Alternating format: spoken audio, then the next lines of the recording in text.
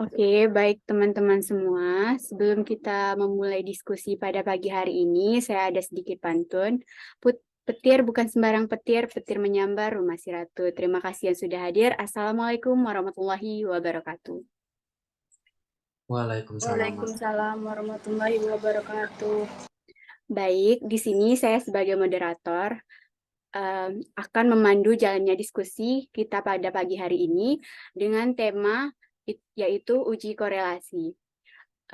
Dengan dosen pengampu yaitu Ibu Marta Butar-Butar SKM MEPIT. Baik, di sini saya akan memperkenalkan anggota-anggota kelompok dari kelompok 4 yaitu Muhammad Dalil dengan NIM 036, Anggia Parediba dengan NIM 039, Jessica Surbakti dengan NIM 029, Najwa Bahtiar dengan NIM 133, Zulhayati dengan NIM 234, Nurul Aini dengan NIM 238. Baik, materi pertama akan dijelaskan oleh Nurul Aini. Kepada Nurul kami persilakan.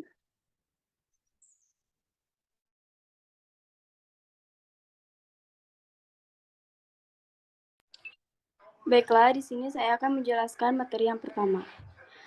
Pengertian uji korelasi. Dalam Kamus Besar Bahasa Indonesia, korelasi memiliki arti hubungan timbal balik atau sebab akibat. Sedangkan dalam statistik merupakan teknik analisis yang digunakan untuk mengetahui ada tidaknya hubungan antara dua variabel yang diuji. Korelasi di samping dapat untuk mengetahui derajat atau keratan hubungan, korelasi dapat juga untuk mengetahui arah hubungan dua variabel numerik. Misalnya, apakah hubungan berat badan dan tekanan mempunyai derajat yang kuat atau lemah, dan juga apakah kedua variabel tersebut berpola positif atau negatif. Secara sederhana atau secara visual, hubungan dua variabel dapat terlihat dari diagram tebar atau pencar, atau scatter plot. Diagram tebar adalah grafik yang menunjukkan titik-titik perpotongan nilai data dari dua variabel X dan Y. Pada umumnya, dalam grafik variabel independen X diletakkan pada garis horizontal, sedangkan variabel dependen Y pada garis vertikal. Dari diagram tebar dapat diperoleh informasi tentang pola hubungan antara dua variabel X dan Y. Selain memberi informasi pola hubungan dari kedua variabel, diagram tebar juga dapat menggambarkan keratan hubungan dari kedua variabel tersebut. Baiklah, selanjutnya akan dilanjutkan oleh Jessica. Baik, terima kasih. Saya akan melanjutkan materi dari saya, yaitu koefisien korelasi atau R dapat diperoleh dari formula berikut.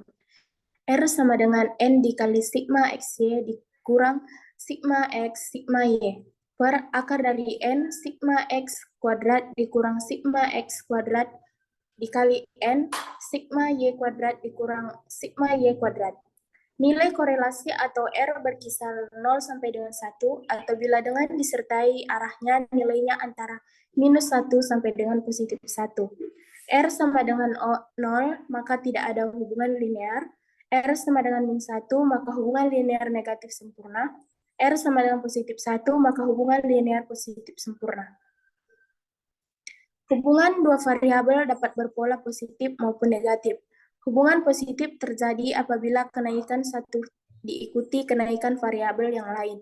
Misalnya, semakin bertambah berat badannya atau semakin gemuk, maka semakin tinggi tekanan darahnya. Sedangkan hubungan negatif dapat terjadi bila kenaikan satu variabel diikuti penurunan variabel yang lain. Misalnya, semakin bertambah umur atau semakin tua, maka semakin rendah kadar Hb-nya. Menurut Carlton, kekuatan hubungan dua variabel secara kualitatif dapat dibagi menjadi 4 area sebagai berikut. 0,0 sampai 0,25, maka tidak ada hubungan atau hubungan lemah. R sama dengan 0,26 sampai 0,50, maka hubungan sedang. R sama dengan 0,51 sampai 0,75, maka hubungan kuat. R sama dengan 0,76 sampai 1,00, maka hubungan sangat kuat atau sempurna. Uji hipotesis. Koefisien korelasi yang telah dihasilkan merupakan langkah pertama untuk menjelaskan derajat hubungan linear antara dua variabel. Selanjutnya perlu dilakukan uji hipotesis untuk mengetahui apakah hubungan antara dua variabel terjadi secara signifikan atau hanya karena faktor kebetulan dari random sample atau by chance. Uji hipotesis dapat dilakukan dengan dua cara, yaitu pertama, membandingkan nilai R hitung dengan R tabel. Kedua, menggunakan pengujian dengan pendekatan distribusi T. Saat ini kita gunakan pendekatan distribusi T dengan formula T hitung sama dengan R akar dari N kurang 2 per akar dari 1 kurang R2. Sekian materi dari saya serahkan ke moderator. Terima kasih.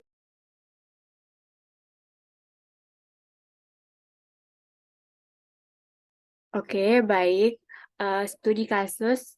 Baik, selanjutnya studi kasus akan dijelaskan oleh Najwa Bahtiar. Kepada Najwa, kami persilakan. Baik, di sini saya akan menjelaskan mengenai studi kasus korelasi person. Pertanyaannya, hitunglah nilai R atau korelasi produk momen person dalam data tersebut di atas. B. Bagaimana nilai koefisien determinasinya nilai R. C. Ujilah hipotesis apakah ada hubungan yang signifikan antara motivasi dan prestasi dalam data di atas. Lengkap dengan langkah-langkah hipotesis yang baik. Jika diketahui data sebagai berikut, yang terdiri dari 10 responden, untuk orang pertama memiliki motivasi atau X 64, prestasi atau Y 20. Orang kedua memiliki motivasi 61, prestasi 16. Orang ketiga memiliki motivasi 84 dan prestasi 34.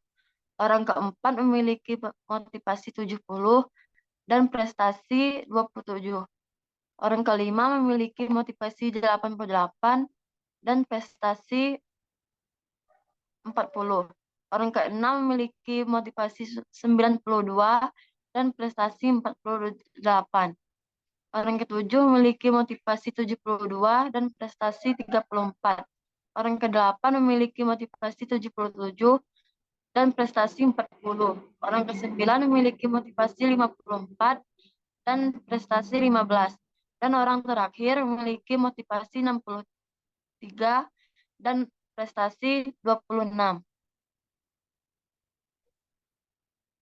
Baiklah, untuk penyelesaian materi selanjutnya saya serahkan kepada Anggia.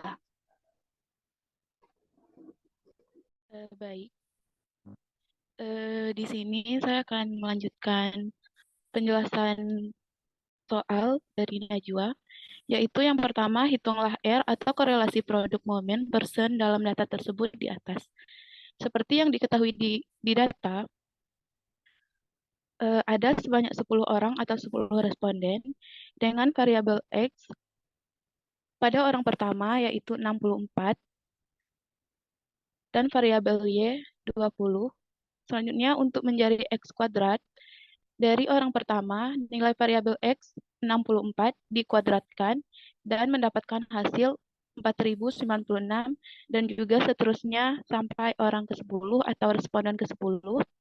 Selanjutnya untuk mencari Y kuadrat, yaitu pada variabel Y, seperti pada orang pertama 20 dikuadratkan dan mendapatkan hasil 400, dan juga seterusnya sampai responden ke-10 atau orang ke-10. Selanjutnya untuk mencari XY, yaitu variabel X dikali variabel Y, seperti yang orang pertama, 64 dikali 20, sehingga mendapatkan hasil 1280, dan juga seterusnya sampai orang ke-10. Selanjutnya, sigma X dari variabel X dari orang pertama sampai orang ke-10 dijumlahkan sehingga mendapatkan hasil 725, dan juga demikian untuk variabel Y, Dari orang pertama 20 hingga orang ke-10 26 dijumlahkan dan mendapatkan hasil 300. Untuk sigma E kuadrat dari variabel X 64, sigma E kuadrat orang pertama dijumlahkan sampai orang ke-10 dan mendapatkan hasil 53.979. Untuk sigma Y kuadrat, begitu juga demikian. Dari orang pertama dijumlahkan sampai orang ke-10 dan mendapatkan hasil 10.102. Untuk sigma XY, dari responden pertama dijumlahkan juga hingga responden ke-10 dan mendapatkan hasil 22.914. Untuk mencari sigma X dikuadratkan, sigma X dikuadratkan dan mendapatkan hasil 525.625 dan sigma Y dikuadratkan mendapatkan hasil 90.000. Selanjutnya untuk mencari R, kita memasuki rumus, yaitu R sama dengan N dikali sigma XY dikurang sigma X dikali sigma Y per akar N dikali sigma X kuadrat dikurang sigma X dikuadratkan dikali N dikali sigma Y kuadrat dikurang sigma Y dikuadratkan. Sehingga mendapatkan hasil 0,931652 atau dibulatkan menjadi R sama dengan 0,932. Jadi, nilai R atau korelasi produk momen person dalam data tersebut di atas adalah R sama dengan 0,932. Untuk pertanyaan yang kedua, bagaimana nilai koefisien determinasinya atau nilai R? Seperti yang kita ketahui, rumus determinasi yaitu R kuadrat dikali 100%, yaitu seperti yang sudah kita ketahui nilai R-nya, 0,931652 dikuadratkan dikali 100% dan mendapatkan hasil 86,79% atau 0,8679.